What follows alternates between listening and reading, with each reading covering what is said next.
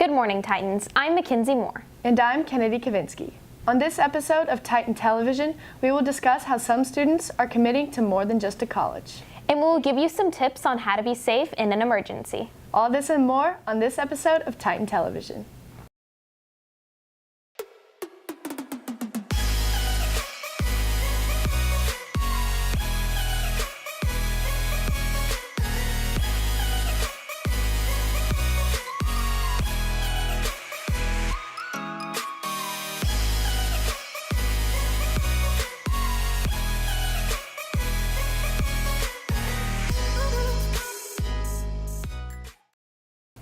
Holland Colclaser introduces us to one student who's been learning to balance more than just her time. Gymnast Mackenzie Brummett spends 20 hours at the gym every week, and she started at the age of 3. Not only has this sport taught her balance, but it has also taught her many valuable lessons. Are the 3 routines like with dance and everything? Yep. I've learned respect for other people. I've learned perseverance, determination. It's just taught me when something isn't going right, I know that I need to persevere and to just keep on going.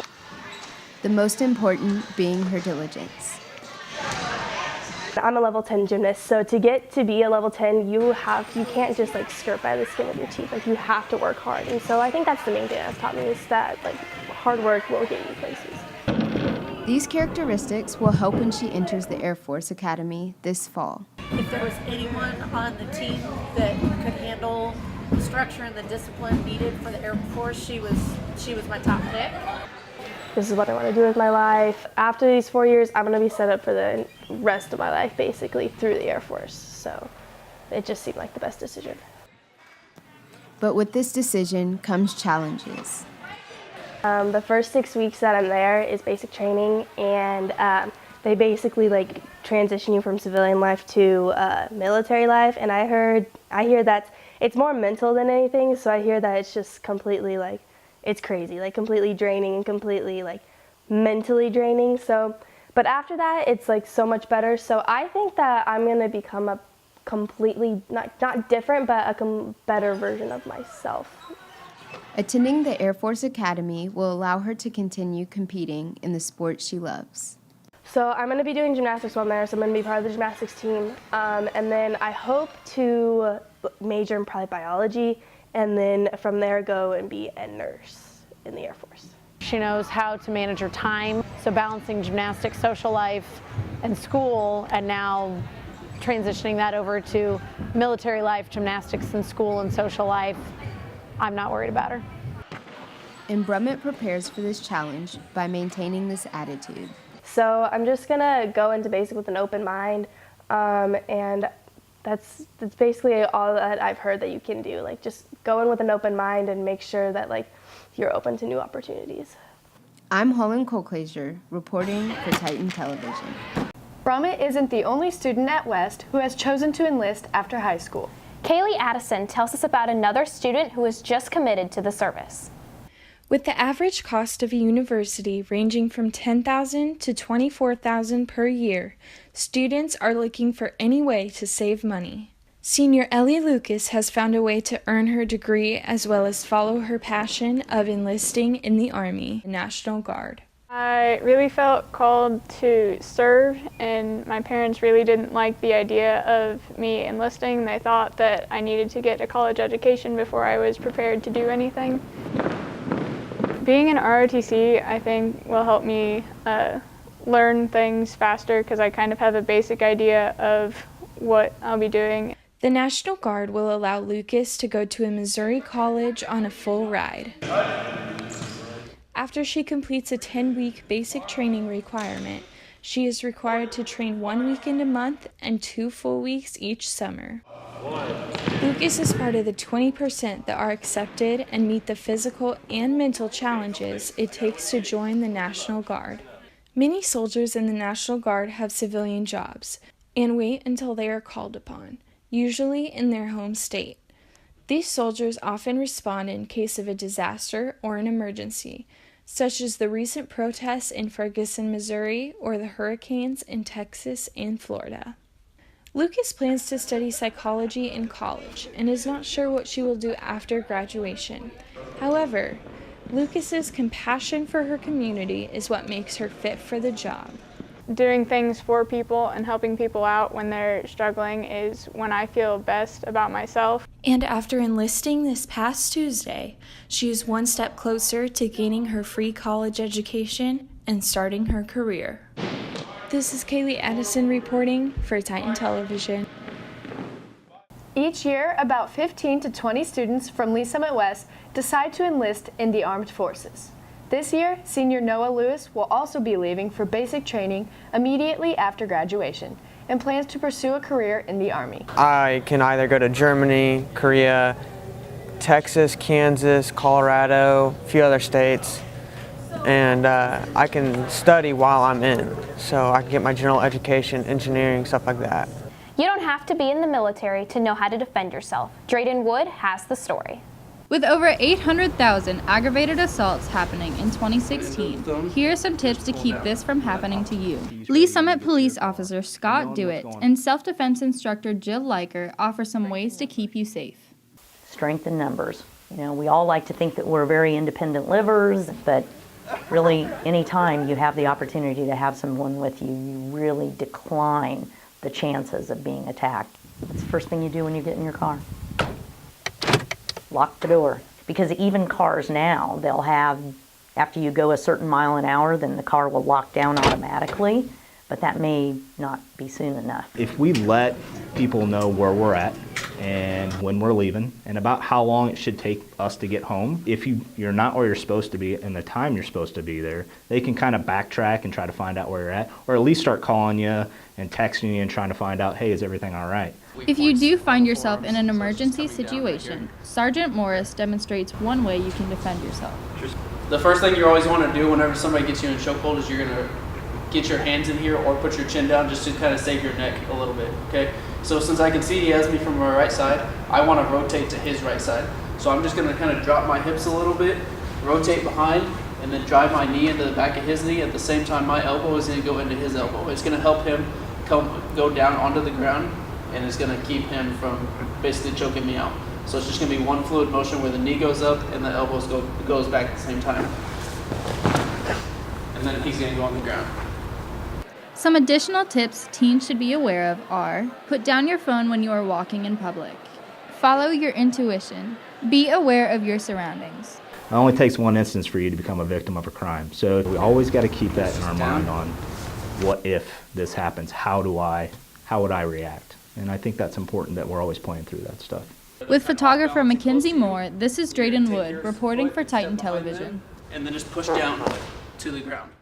If students would like to take a self-defense class in the future, the Take Defense Foundation will be holding free classes on November 10th and November 18th.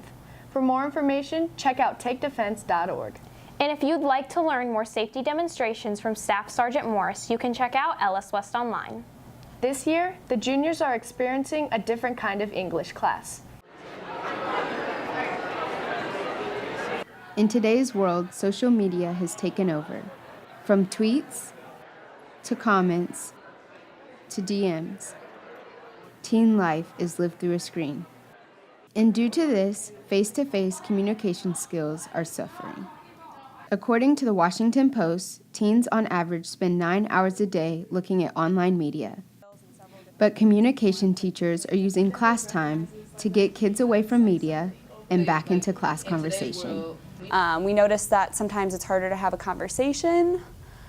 So we just wanted to work in some kind of presentation skills that really, it's not anything new, it was just a kind of a new way that we presented them.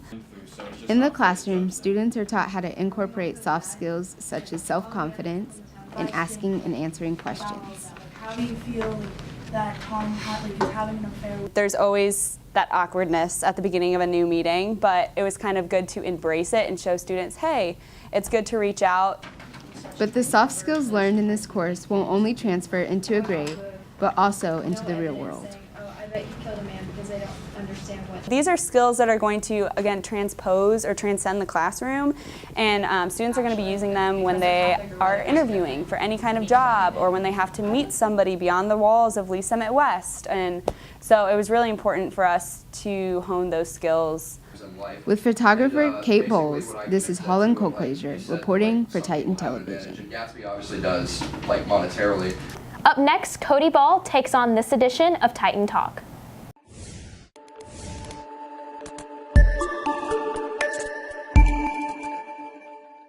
Just a couple weeks ago, Justin Timberlake announced on Twitter that he would be performing the halftime show for Super Bowl 52. Hunter Milner and I went around the halls of West to ask some students and teachers to show us their favorite Timberlake moment. Well, I always like when he's on Jimmy Kimmel because I think it's funny. But probably his song, Bringing Sexy Back. Wait. One day you're here, one day you're there, one day you care. So.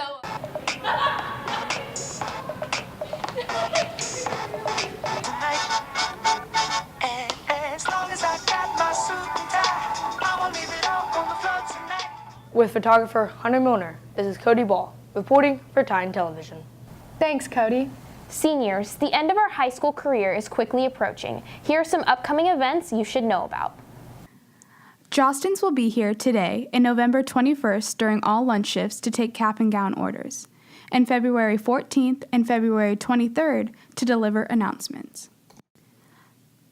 College signing ceremonies will be held in the Fieldhouse on November 8th, February 7th, April 11th, and May 9th. Athletes who plan to sign should check in with the athletics office. If you are wanting to retake the ACT, the next available testing date is December 9th. There are other tests on February 10th, April 14th, and June 9th. You can check out the Counseling Center for deadlines to register. If your parents would like to place an ad in the yearbook, they will need to be submitted by December 20th to room 2050. The annual Mr. Titan will be March 11th and prom will be April 28th. The Lee Summit 8th grade letter opening and ice cream social is on May 8th. Seniors' last day of school is on May 11th. This is also when cap and gowns will be delivered, and graduation will be held at the Community of Christ Church on May 15th. With photographer Kennedy Kavinsky, this is Aniston Barney reporting for Titan Television. And now we'll send it over to Carson Stepanski with this month's Titan Sports Update.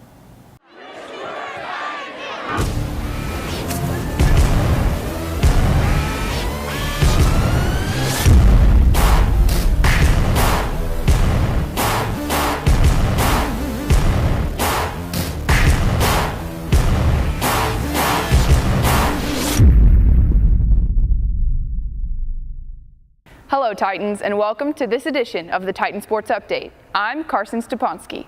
We'll kick off with a story about how one Titan uses his time off the field to help players on the field. Here at West, there's a face that some athletes would prefer not to see, because when they do, it usually means they've suffered an injury. For the past 20 years, athletic trainer Susie Humphreys spends her days and nights standing on the sideline waiting to help any athlete in need. With the long hours this job requires, Humphreys needs all the help she can get. Like, there's just something that needs to be like quick wrap up, like some blood or whatever, I can cover that real quick. Other than that, like, they just kind of be like a CA in real life, I guess. Bloom plans to pursue sports medicine and is using his senior year to gain valuable training. It's given me like a lot of hands-on and first-hand experience, like being on the field, showing what is like going on, like what will actually happen in the classroom. Like, here's researching like this could happen or this might happen, or this is like this is what it really looks like. And he's quickly learning the tools of the trade. Brandon can spout all my lines that I give to athletes when he knows the athlete's injury. He knows exactly what I'm going to say. He's been around me that much. And this experience will prepare him as he pursues a degree in sports medicine at Creighton University. With photographer Sam Thomason, this is Carson Stepanski reporting for Titan Sports Update. Lee Summit West fall sports teams have gone above and beyond this season. Girls tennis placed first at districts and conference this year and finished up their season with a third-place title at state.